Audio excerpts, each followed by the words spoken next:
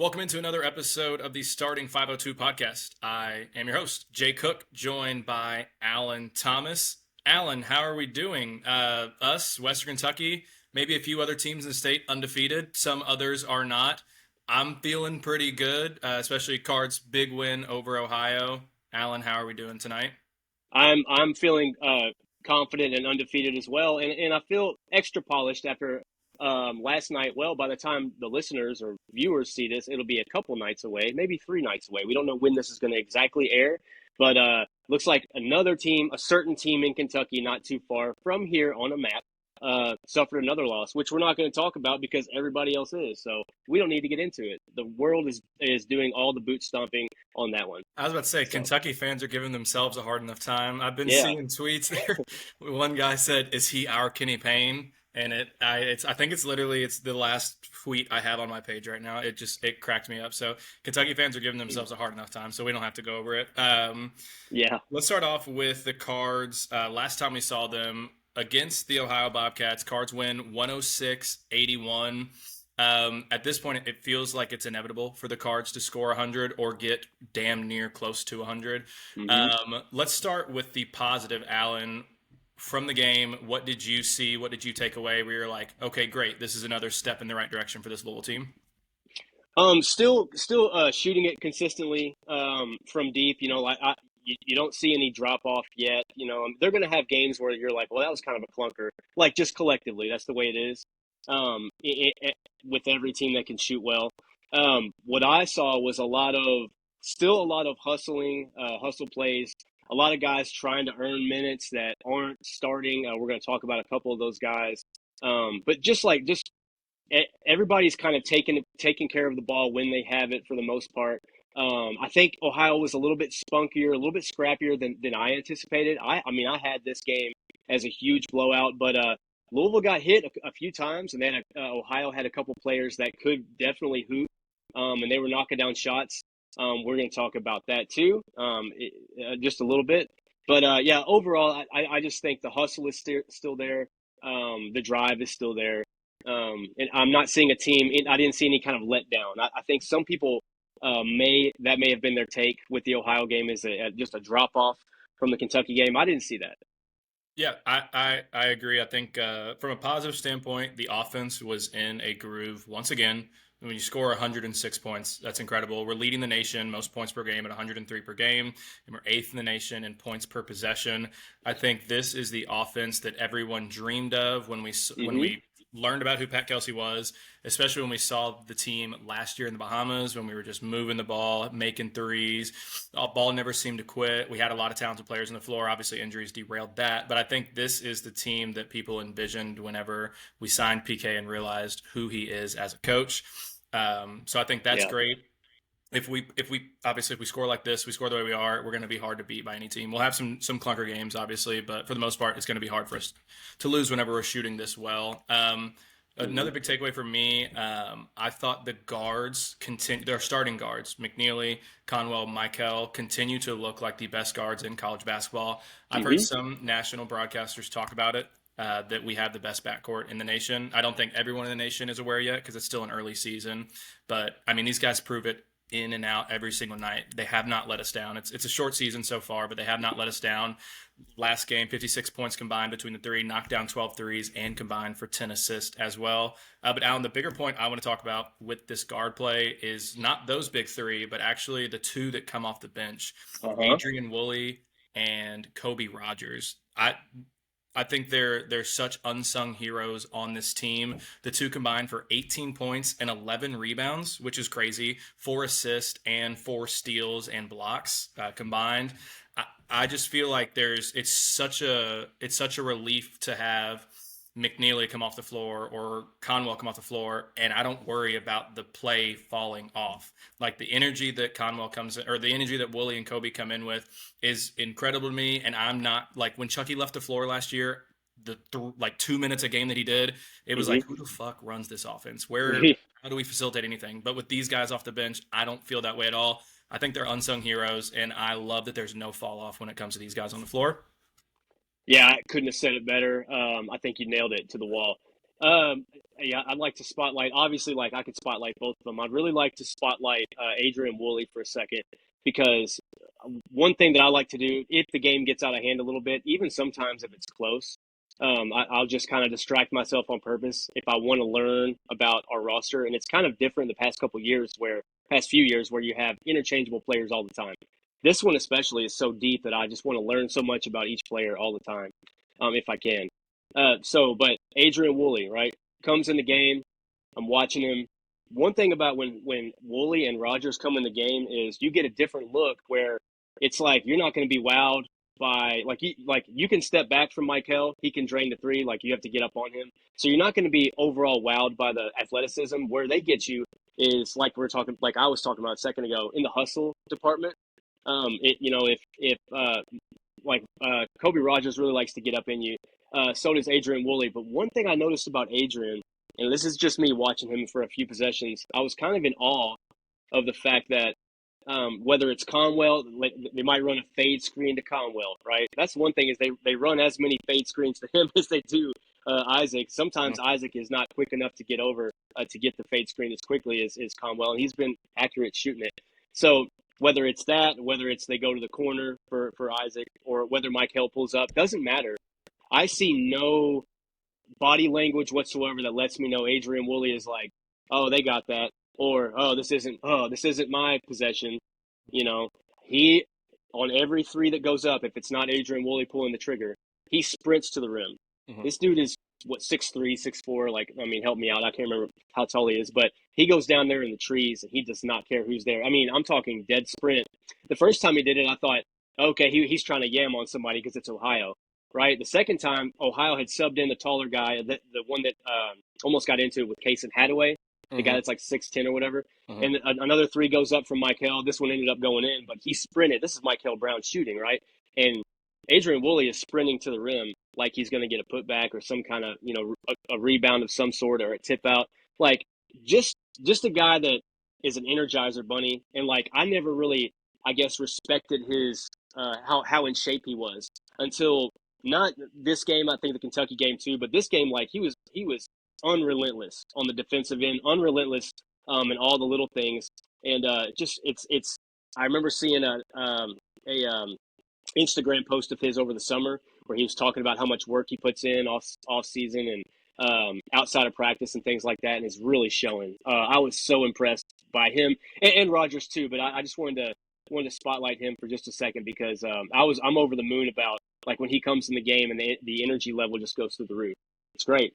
Yep, I'm right there with you. The energy level when Kobe and Woolley are on the floor together is palpable. You can feel it, and it's also really nice because I think obviously anytime you take off a guy like Ryan Conwell or Isaac McNeely or Michael Brown, the offense is probably going to suffer a little bit, even if it's not a great amount. But I think the defensive effort and the defensive ability on this team when Woolley and Kobe come on is elevated just as much as the offense might be hurt. So it's amazing to have five guards. Last year, it felt like we had two. And so it's really nice to have that depth. Last positive I want to point out in this game is the continuation of confidence building in Sananda Fru. Only 20 minutes played, but Sonny puts up 14 points and 6 rebounds and also goes 6 for 6 from the free throw line, which I think is an understated thing to have, especially as a big man that's going to get fouled a lot. First couple of games, I think fans were a little concerned. Sonny didn't look that confident. He really wasn't putting his mark on the game quite often, especially against South Carolina State and teams like that where you would expect him to be able to dominate. But I think from the Kentucky game on, we've seen his confidence growing and his impact on this team growing as well. Yeah, Sonny. And he got a little bit of help, I think, once Louisville got a little bit of a cushion. Pat Kelsey probably would have left Kason Pryor in a little bit longer had he not tried to steamroll that guy at the free throw line from the back. I mean, that was I think anybody, even all of us Louisville fans, were like, oh, let me see the replay. What do you do? And then you look at it and you're like, oh. So I think Pat was like, I can't have emotions. I can't have this be a scrappy back and forth game because if we leave Kaysen in there, things are going to get chippy. Things can get out of hand. He knows when to sit guys. He knows when it's time to put guys in, let them ride. So I think, honestly, like Sonny probably would have got a little bit less minutes had Kaysen not done that. But I think that was a Pat Kelsey chess move to kind of take, any kind of emotion. And I thought, like, just to point out with Kaysen, the reason that Sonny got so much time, and I heard Paul Rodgers say this actually on the radio, and he said that Paul said that when he was in high school, he played basketball or something like that. He was hurt for a little bit, and so he felt like when he got back in the game, coach was like, "All right, you're in. Show me what you got." He's like, "I went in there 100 miles an hour." He's like, I was almost too fast for the game for a little bit." He's like, "Then I ran out of gas. I started like making mistakes. I started getting, like reaching." He's like, "I picked up a few fouls." He's like, "That's what Kaysen Pryor reminded me of the other day." He just came in and he's like, "I am fucking gonna spear this guy, and I'm gonna put my mark on this game because like that's who I am for this team. Like I am the enforcer. I'm gonna go enforce." So yeah, but like I think Sonny could have benefited a little bit more from a tempered Kaysen Pryor. Also good to see Kaysen get that three. But yeah, Sonny. I mean, he's starting to find his own. I love the way he moves in the post. He had a move against Kentucky. He had a couple against Ohio. He's not. He doesn't look clumsy, as clumsy as he did in the Kansas game. And again, that was a sample size, but I'm just really thrilled to see that so far. Yeah, I think Sonny's impressed me on the offensive glass as a roll man, and then his hands as well. I mean, Michael is often the one passing to him, and Michael's a great passer, but some of the passes he's caught over the last couple games have been difficult passes to catch, and he's just been able to catch it low, below the waist, and then just 1-2, dunking it, 1-2, finishing, and just making it look a lot easier than it actually is, especially at his size. So very happy to see Sonny continuing to grow in confidence, and like we said early on, that Kansas game was the worst you're going to see Sonny. It's his first college basketball game ever. He's just going to continue to get better. Alan, you touched on it as we move on to the not so good. I don't think they're bad things, but just things to improve on that we saw in this game against Ohio. For me, one of those things was Kaysen Pryor. He played 16 minutes against Jackson State, and I think from my perspective, if he plays 16 minutes against Jackson State, I thought he'd be playing 15, 16 every single game from here on out. Because if he can do it in game one, he's good to go. But since then, we saw 2 minutes against Kentucky and just 6 minutes against Ohio. I think it was clear in the Kentucky game the pace was just too much. It was too quick for him. He was going to get winded in 2-3 possessions, and you can't always get a guy out in 2 or 3 possessions. Sometimes, unless you're just going to burn a timeout, sometimes play is going to go for 3, 4, 5 minutes in a row without a dead ball. And then, like you said, kind of assaulted the forward for Ohio, and so I think KP was like, okay, maybe this isn't the moment either for you to get big minutes. What are your thoughts on Kaysen, how he's played so far in limited minutes, and then when Cards fans can expect a 100% Kaysen? Because obviously he's not at 100%, or else he'd be playing more and he'd be more effective as well. Yeah. I'd like to hear your take on it too, and I'm sure you will. But yeah, like you said, man, the Kentucky game, the 2 minutes were almost too long for him. He had and which kind of surprised me. I thought he would get at least like 10 or 12, close to 15. I thought they would ramp him up. I was very outspoken about it, hoping that Jackson State was going to be his audition to get more time or whatever. But there was one of the first times that he had the ball in a decision making role. It was a high post in the corner, like it was like inside the arc, but he had it and he's backing a guy down. And I out loud, like audibly said in my living room, I'm like, no, no, no, no. You know what I mean? Yeah. And last year I would have been like, ooh, take him, Kaysen, get him, take him. But I've seen what this team can do, and to his credit, he kind of backed. Now I forget who it was. It could have been Garrison, I think, or Diabate. But it was just like, no, matchup's not there, buddy. And more than a step too slow, even. But I'm no doctor, right? I mean, I'm not going to give a safe answer because this is a podcast, right? We're not going to sit here and say, oh, well, ask the doctors. I don't know, But if it was me, I'd say, probably mid-January at 100%, something like that. And that's 2 months away.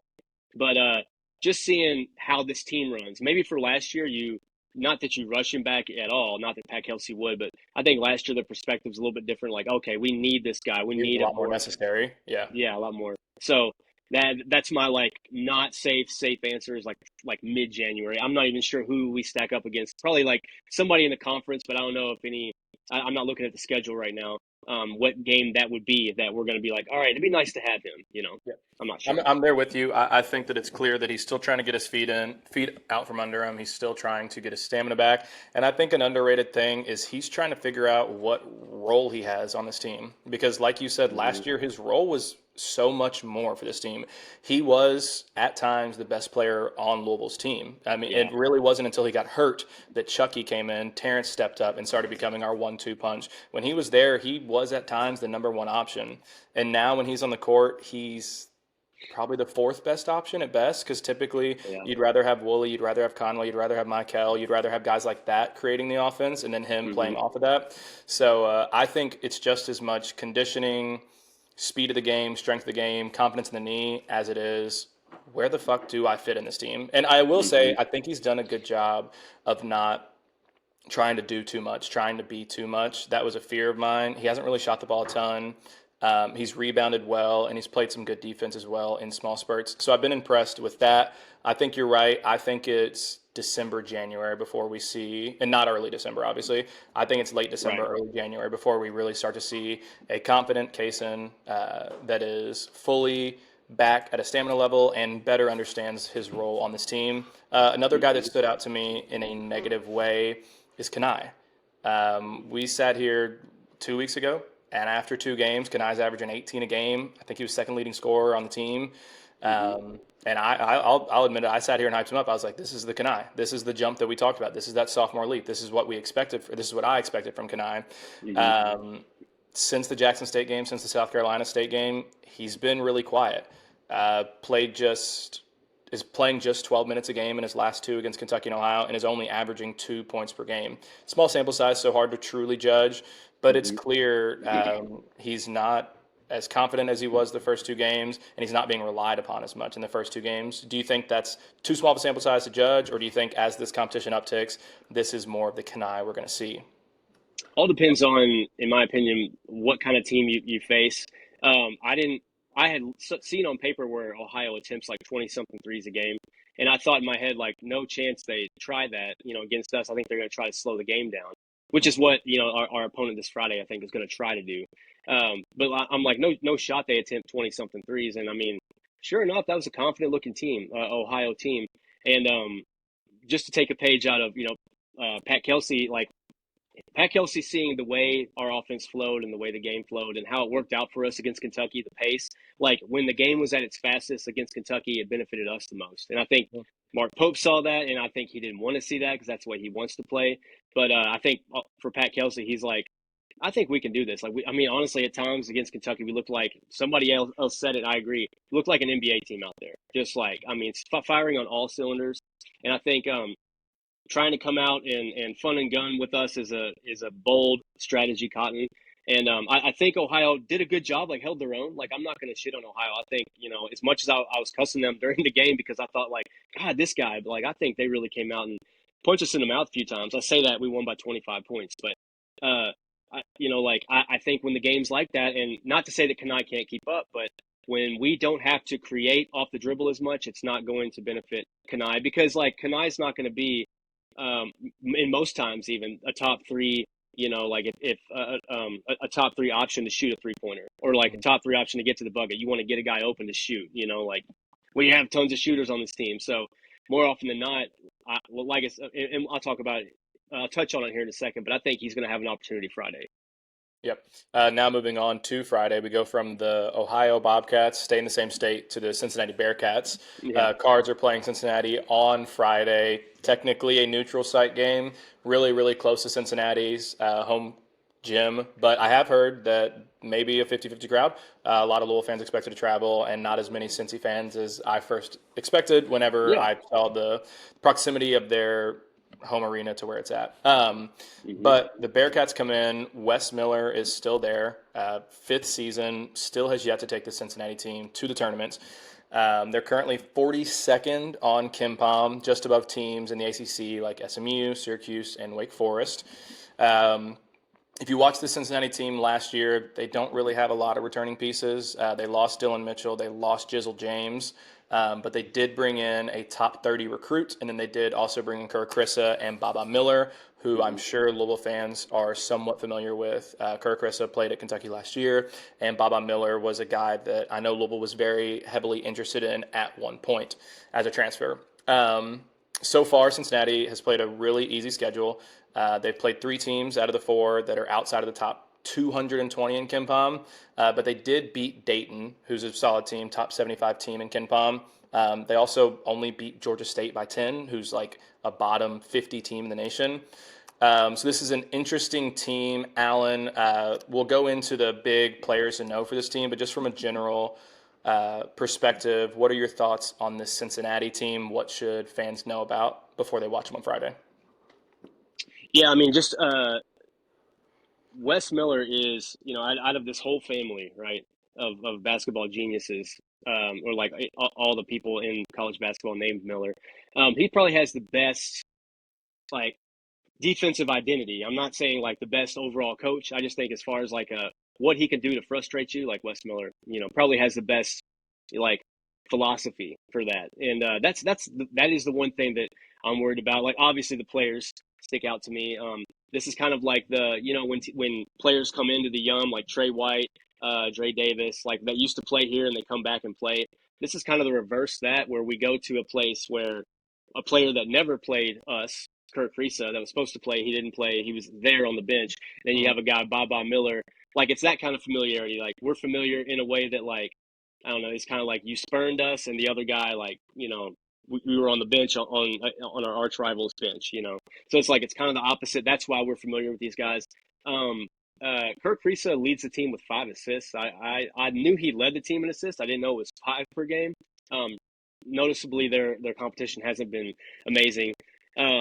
I think his assist to turnover is like 5 to 3, whatever that goes into It is exactly that, yeah. as a fraction. So like I just looking at this stuff before the podcast. So I want to say so before the Kentucky game, I was really worried about Fru and Khalifa down there, like really worried. Hmm. And after the Kentucky game, I came away with kind of like I mean, Fru really impressed me. Um, Watching the Kentucky game, and he's coming along step for step. So no shade on Baba Miller at all, but I think my main concerns are going to be, like how can Kirk Risa, like he was hurt for a little bit, but that guy is shifty. There's a reason he played at like Arizona. You know what I mean? Like he's played at Power Conference being a starting point guard. Went to Kentucky, should have had a lot of minutes had he not got hurt. This is a guy that should have been in the fold the whole season. So like I think just if you mix in Wes Miller, his philosophy of how I think he's gonna try to run us off the 3 point line. That's me personally. He might not be able to do that, but that's kind of what Bill Self did. Bill Self will take whatever the offense gives him on defense, and I think that's what Wes Miller's gonna do. And whenever we get to our predictions, it's not gonna be mine. Is not gonna be what everybody thinks. I'm gonna be called an idiot, and I may be proven wrong.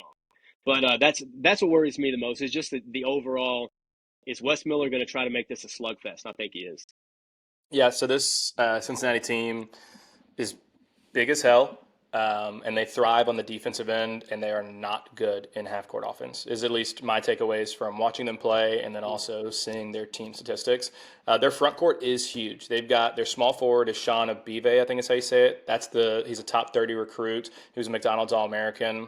He's 6'8". Their power forward is Baba Miller. He's 6'11". And then their center is Mustafa Diem, I believe is how you say it. Diem. He's 7'2". And Baba Miller and Mustafa combined, I think, average almost 5 blocks a game, and then also like more than 3 steals a game.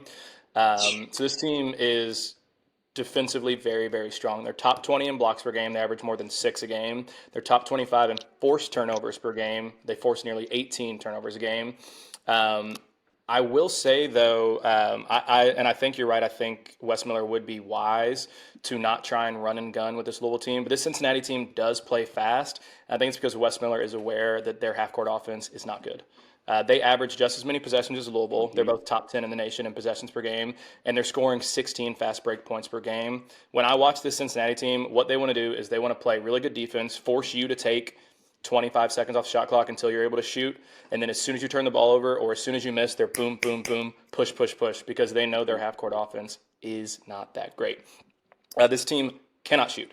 They're under 30% from the three-point line as a team. Everybody on their team besides Day-Day, besides what's his name, Day-Day Thomas, is shooting under 26% from three. This team is dangerous from the three-point land because they might knock your head off when it skies off the fucking rim.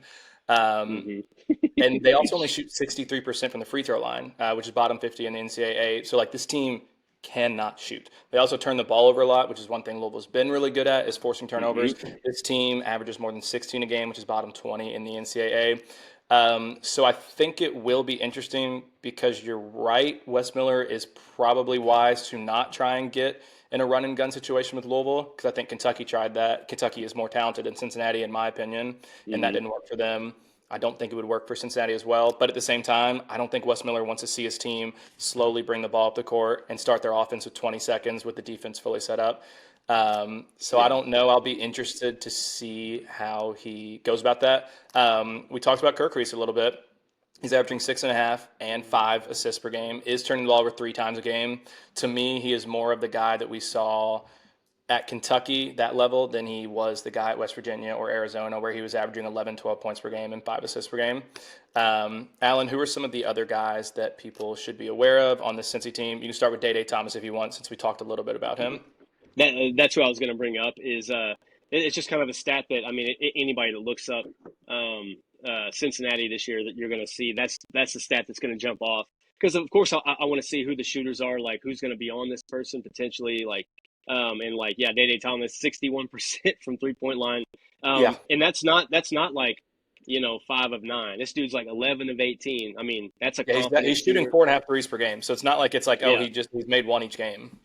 Absolutely, and he's been with Cincinnati this whole time. Like, there's part of him is gonna, like, it is different. The guys that are that have continuity with the program, like, he has never been anywhere else. He was recruited by Wes, and he's been there the whole time. So I think, for him, like, he may be like, even I don't know who the captains are of the team, but I would guess that he would I would might be one imagine of it's them. probably him. Yeah. Yeah, just I think he may take it a little bit personal. And I didn't look at where he's from, but I think he may have more knowledge about, this area, this rival. I have no idea, but that's kind of one that he's a guy that could kill you.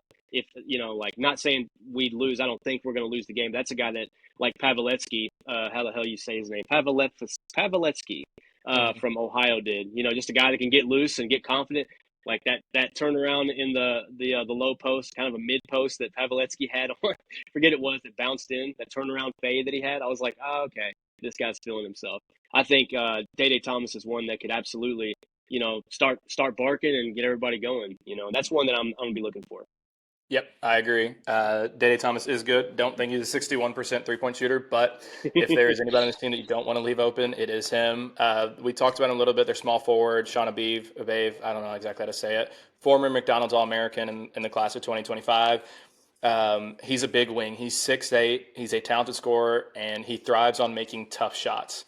To me, he's the type of guy that I don't like. He's the type of guy that I would hate on Louisville's team, but I think he probably is good for Cincinnati's team because they struggle to score in the half court, and Mm-hmm. he can score in the half court on difficult shots. Like, he's the type of guy who would get the ball 15 seconds and just size up his man, kind of like a little Trey Whitish, like he would Mm-hmm. just size up, ISO, jab, jab, and then contested mid-range jump shot. And he might Yeah. make it 35% of the time, but you're like, God, that's the worst. We could have got that shot at any time. That's kind of player he Yeah. is, but inevitably he is going to make probably 3 or 4 really tough, well-guarded shots on this Louisville team. But it's just Mm-hmm. forcing him to shoot 15 times to get those 13 points, those 15 points, as opposed to letting him do it in 8 shots. Yeah. The next guy, the one that I think scares me the most, not just from his talent, but also just who the fuck guards him, is Baba Miller. Yeah. 6'11", plays power forward, but really plays more like a small forward than he does a Mm-hmm. big man. He's huge. He averages 16 a game, 10.5 rebounds, 2.3 blocks. He's lanky.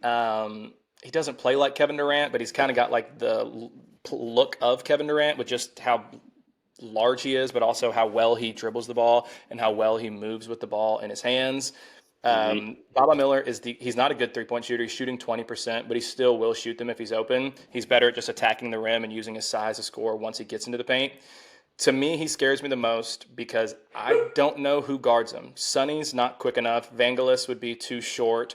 Kanai, maybe. I think maybe Kaysen as well. Javon, I think, would be too small. Alan, what are your thoughts on Baba Miller and how we would match up against him? Who's the best guy to throw at him? This is great. This is like we're dancing, because this was the point I was going to bring up about Kanai Roos, is that I really think he has an opportunity to assert himself back into not the limelight, but back into the good graces whoever he's in the bad graces of. If like myself and you that are kind of like just not disappointed, but just kind of like side eyeing his performances against Kentucky, against Ohio, namely. But this is a game where Cincinnati might run you off the 3-point line, like I was talking about. Not that they'll be incredibly successful. We're still going to take a lot of threes. We proved that against Kansas. Doesn't matter how much you try that, we're still going to shoot them. But in a game where if Wes Miller, like I think he's going to, he's going to try to make us work for things like a guy that can create, and a guy on defense that has been known to clamp, like we talked about in Kansas. I'm going to keep using the Kansas that stretch that I watched him clamp up Darren Peterson. He probably took the dumbest shot of the season. Darren Peterson's dumbest shot, if you include the exhibition, was when Kenai Roos was guarding him. It was just an ill-advised, like, if you're a Kansas fan watching that, you're like, what the fuck was that? But Louisville fan watching that, it's like, okay, I see you, Kenai. Clamped him up and then clamped up the Kansas the freshman, the really tall athletic freshman. So I think like we've talked about this. You've been famously saying like he can guard the 5 if he wants to. He can guard the 4. He's athletic enough. He's lanky enough, and obviously Cincinnati has not seen a guy like that. They haven't seen several guys that we had players that are on our team. If I said that correctly, that was some kind of Polish that I just pulled out of my ass. But like I think a guy as athletic as Kenai Roos, like Wes Miller's I think he's gonna have a problem trying to figure out how to score around him.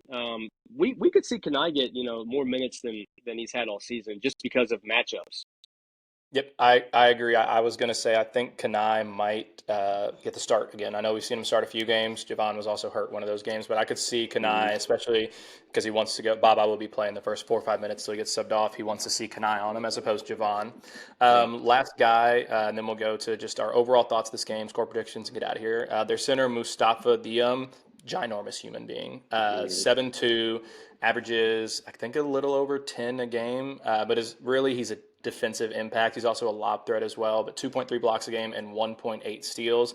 This man is huge, and him combined with Baba Miller are going to cause issues with Louisville trying to get into the paint. And so that's my big overall thought is the key to winning this game is either one, we're able to spread them out so much that they're not able to defend the paint as well as they have been because you've got Baba Miller out in the corner guarding Javon Hadley, who can hit a 3, he can't come in and help, or we're just hitting a bunch of threes and we're not having to go into the paint. Because I think it is going to be difficult for this Louisville team to score in the paint because this Cincinnati team is good on the perimeter, going to be hard to get in there in general. And then when you do get there, you're met by 2 7-footers. Alan, are there any other keys to this game that you want to highlight?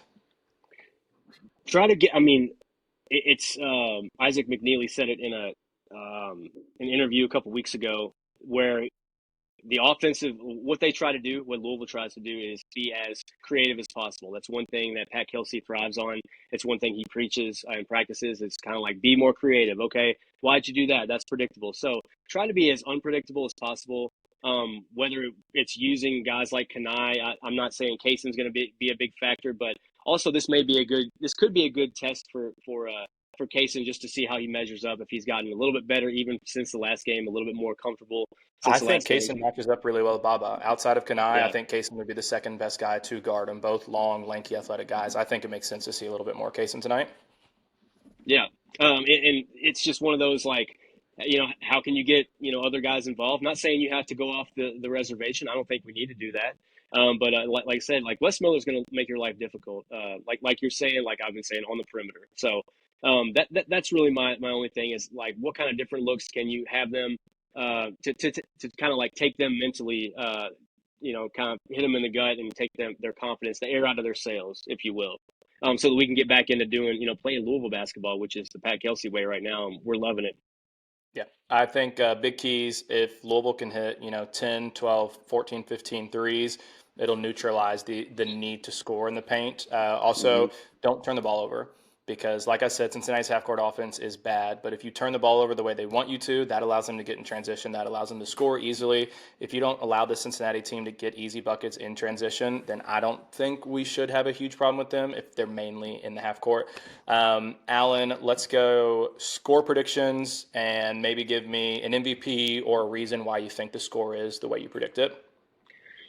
Yeah, score predictions. Every time I pick Louisville to score less, um, or to score like a little bit less. Like I think they're going to be whatever. Like I thought the Kentucky game wouldn't go up and down as fast as I thought. They always score more. Every time I pick them to score off the charts, they always score a little bit less. So I'm kind of going to meet in the middle. My gut tells me, honestly, Louisville scores in the low 80s. Cincinnati scores in the low 70s. I think somewhere in my hyperbole, whatever, it has Louisville in the upper 90s again, and Cincinnati in the low 80s, where Louisville just pulls away. But I'm going to kind of meet it in the middle and go just 85 to 74 cards. And that's basically I think Louisville jumps out in the second half. I think it's maybe a closer first half than we expect. As far as MVP, and I wanted to ask you this a minute ago, and I just forgot. Do you think Michael has his season high for points? I'm sorry, for minutes this year or this Friday? Because one thing about him on the perimeter is he can do a lot on the perimeter. If you throw a double team at him, he can find a teammate. We saw him do it a few times against Ohio, against Kentucky. If you want to live with your best defender out on Michael, he can shoot, he can create, he can get to the rack. Do you think we absolutely need him out there? Do you think he's defending him is going to be an issue for Cincinnati? Because I have a feeling that Wes Miller is going to try to throw the dogs at him, and it's not going to work. I just think Michael's built different. Do you think that there's a possibility that he gets his season high for minutes on Friday so Yeah, far? I think it's a very good possibility. One advantage that he could have, Michael is 6'4", Dede Thomas, and then their other guard, Kirk Risa. Dede Thomas is like 6'1", Kirk Risa is like 6'3". They're not the largest guards, so I could definitely see him being used more. I think it'll also depend, is it a close game the last 8, 9, 10 minutes? Then obviously PK is going to want his best guard on the court, which in my Sure. opinion is Michael or Ryan Conwell. Hmm. So yeah, I think there's a good possibility of that. To me, my prediction: Louisville 88, Cincinnati 77. Like you said, Louisville can score 100 points on any team, so this could look dumb. I do think the Cincinnati team is good defensively. That's why I'm predicting them to score less Yeah. than 100. Um, and then for MVP, it's one of two guys. I think it's either going to be, like we talked about, Kanai or Kaysen. Mm. I think it's whichever of those two steps up and is able to not shut down Baba Miller because he's too good of a player to shut down, but limit him as much as possible. Because to me, that's the biggest threat for Cincinnati. If we can find one of those two guys to get him to be slowed down, then to me, that'll be the MVP. They probably won't put up 20 points like Ryan Conwell or Michael will, but the underrated MVP. All right, Alan, Yeah. we are getting out of here. Any other thoughts? Any other things you want to let Card Nation go? I know you are going to the game, or you got a Yeah. pregame spot or anything that you want the fans to know about that are going? So we don't really have a spot necessarily. Some Reds fans have told me, Mike Rutherford, a few other people that I reached out to. I'm like, I know you're a Reds fan. Where do we go? That have said the Holy Grail, maybe Tin Roof. I know Presley. He's gonna kill me, but he mentioned a place earlier that's right there. There's a little area right next to the Yard House. Thank you. Yard House for us Yardbirds. Even though Cardinals are kind of Yardbirds, not really, more wildlife. But so we're going to be out there. We're going to be on the street. We're going to be talking to Louisville fans. We want to get as many Louisville fans together as possible. We want to do some card chants. We want to blast it all over social media and really just take over this little area downtown. That's the goal. Hell yeah. Well, if anyone is planning to join Allen and Presley and the rest of the state of Louisville game that is heading up to watch the Louisville Cincinnati game, please make sure to that over the Rhine area, that OTR area where Tin Roof is such a fun area. So if you find yourself there, you'll have a great time. Oh, But yeah. that'll do it for the podcast. Thank you all so much for tuning in. Go Cards. Let's remain undefeated. That's right, baby. Go Cards, baby. Beat Cincy.